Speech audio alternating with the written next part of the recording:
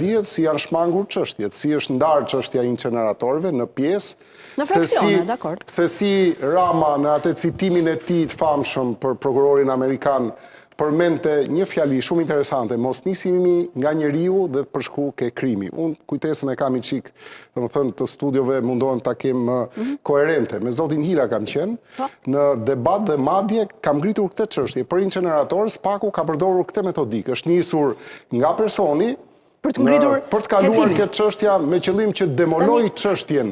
Dhe kam thënë, kjo është praktike para viteve 90. Pra, gjeti Lefter kokën dhe ja futi të gjithë inceneratorët me radhë. Tha Elbasani, fajnë e këti. Sigurisht ju keni gjithë të drejtën për të kërkuar nga drejtësia, ose që këta zyrtarë shkojnë para drejtësisë për arsye më të mëdha se nga ç'po shkojnë. Faleminderit për këtë metodë, sepse nëse niset nga afera, Rama duhet ishte i thirrur në SPAK për inceneratorët për 17 firmat, për mos suksesin që na i bëri landfille sot për 430 milion euro, për atë që nuk ekziston. Tani, po them, po argumentoj këtë skemi komplekse, fare, qëndrimi jonë nuk ka ndryshuar dhe çështja është që puna e SPAK-ut nuk mund përcaktohet nga qëndrimi ynë pse ne kritikojmë SPAK-un, ne s'kemi mekanizma për ta trysnuar SPAK-un. Nuk tha zonja Milori atë, tha vetëm që për shkak të situatës në cilën ndodhet drejtuesi i PD. Mekanizma për ta trysnuar SPAK-un ka ekzekutivi, ka Rama, sepse ka gjithë qeverinë, ka gjithë pushtetin dorë. Çfarë ka opozita? Ne po intimidojmë SPAK-un, me fjalë, po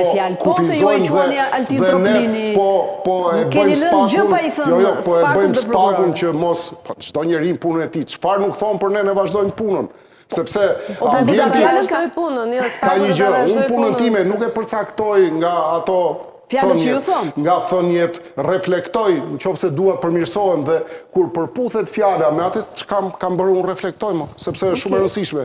Jo mos me i dëgjuar, ta dëgjoj opozitën, madje do të thënë pse jo, ta ndihmoj në atë performancën e tij dhe në qoftë se do të vazhdoj, le të vazhdoj mos përdori të dy standardet, të veproj në kohën e dur, momentin e dur dhe në formën dhe mënyrën e dur. Edhe sot që SPAK-u i ka shkuar Ramës më afër se kur, të dera ngjitur. Pra i ka hyrë po hyn nga penxheria në vetë këtu jeni pak kënaqur. Jo pak kënaqur, do të thënë ne nuk vendosim emocione. Se vetëm t'ja u bëj Altin Dumati dhe qeveria pastaj, se gjë tjetër s'mbetet. Pyetja se nuk dua të ndërhyjë kjo, ti je gazetare, pyetja nuk i drejtohet emocioneve. Nuk jemi pak kënaqur, i drejtohet arsyes, mendojmë që është e mirë apo jo. Pak kënaqur ose kënaqur është çështje shumë empirike, shumë e thjeshtë. Ne themi si vepron mënyrën, unë duke u nisur nga arsyetimi, si ka vepruar, çfarë konkludimi ka, sa para ka kthyer nga inceneratorët? 430 milion euro, sa ka kthyer?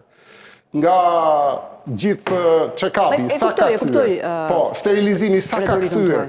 Çfarë ka bërë? Vetëm shohun e dënimit me sa vite, kam thënë, dënimin më të madh e ka marrë pastrusja e asajt zyrtares, që u dënua 7 vite. Kush është dënuar 7 vite? 6 vite është dënuar. Ku do kënaqeni ju? Po çka te Rama? Jo, kam fjalën e konkludimit juridik. Jo të kënaqemi dhe herë, jo të kënaqemi është domosdoshmëri më. Jo, mirë, kur do thoni atëherë që SPAK-u po e bën punën? Është arsyetim. Nuk është SPAK-u për të kënaqur kënd.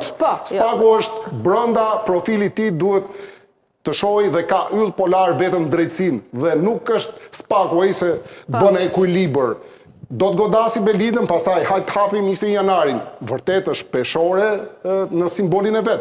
Po jo peshore që mban pesha. Dhe 21 janarit si një lloj peshore kështu, vendosin peshë tjetër. Po kjo është pasaj për të bërë gallat drejtësie. Jo, është për të bërë gallat drejtësie. Mënyra interpretimit, hedhja, momenti. Po pse kur ishte Veliaj, nuk u morë Ilir Meta për të vendosur balancë, çan këto balancë ose unë se kuptoj. Çfarë institucioni është, politik apo juridik?